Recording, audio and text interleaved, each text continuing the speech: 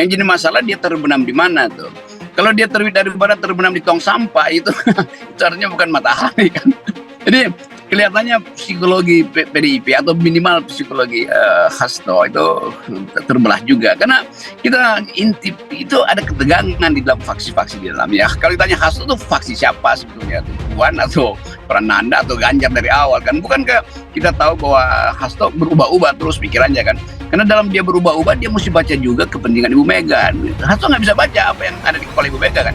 Dia adalah petugas untuk mendengarkan keputusan Bu Mega. Jadi bukan dia yang membuat keputusan. Jadi kita lihat bahwa faksionalisasi di PDIP itu menyebabkan ketegangan internal masih berlangsung tuh.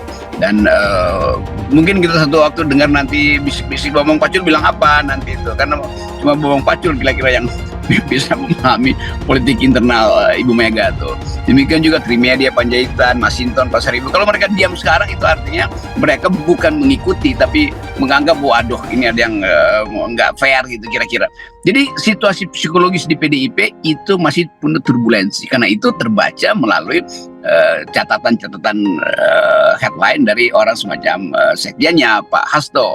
Matahari, bagaimanapun matahari terbit dari barat itu pleonasme yang berlebihan sebetulnya. Jadi orang nunggu tuh matahari terbit dari barat, lalu tenggelam di Merdeka Utara gitu. Tapi sekarang di zaman animasi kita bisa buat kok, Bung Rocky, mau buat terbit dari barat, mau dari utara juga bisa matahari dengan animasi tapi ya. Tapi ini kan palsu.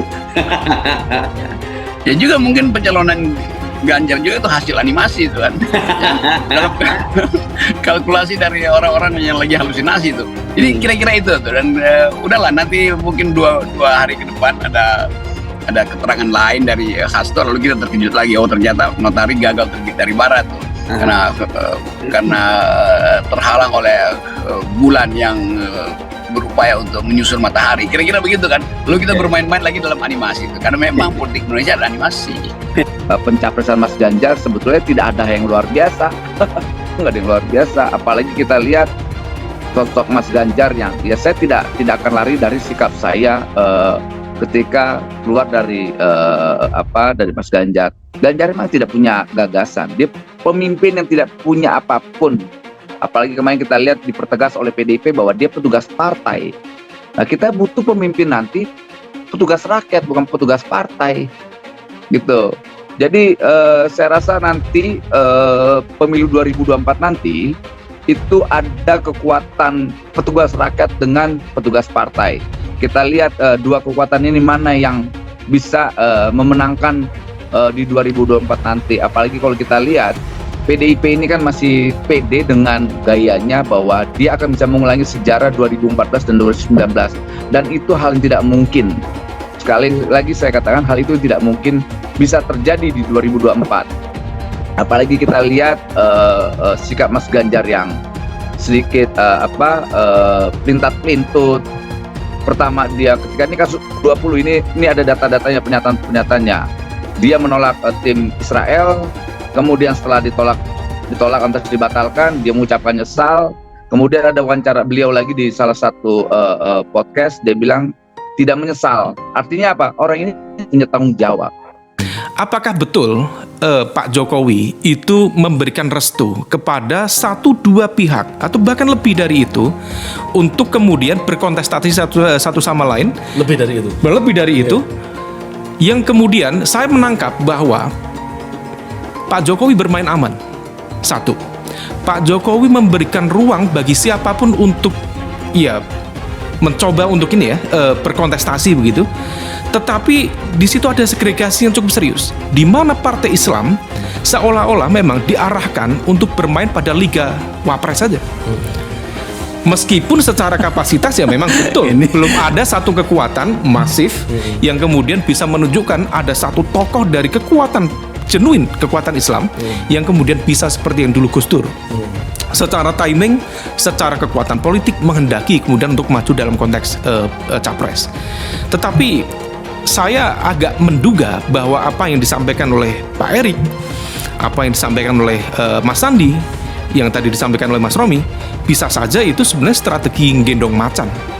untuk mendapatkan legitimasi. Ada instruksi, ada arahan presiden di belakang saya. Nggak mungkin. Meskipun di saat yang sama, karena pada saat yang sama, Gus Ami, Caimin, Gus Muhaimin, apapun namanya, Ditunjuk sebagai Capres 2024, Ganjar hanya petugas partai, ingat siapa bosnya.